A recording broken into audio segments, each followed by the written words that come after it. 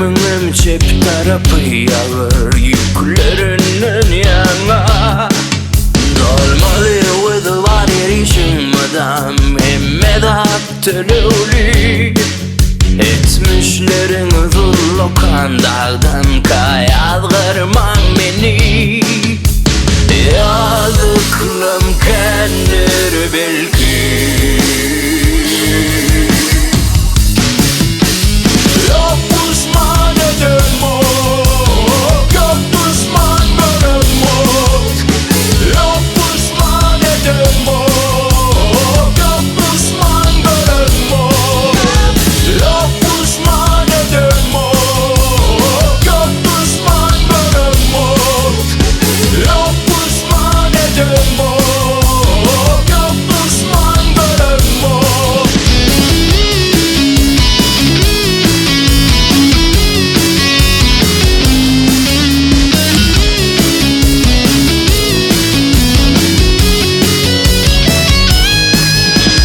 Söyledim söyledim ama ne hak ağlatmadım.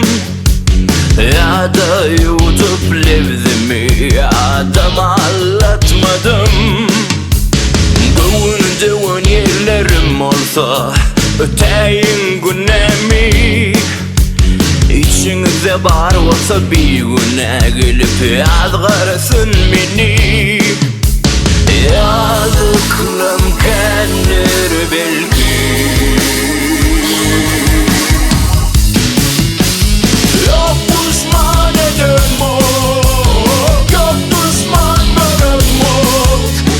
Yok düşman edem o, yok düşman görem o. Yok düşman edem o, yok düşman görem o. Yok düşman edem o, yok düşman görem o.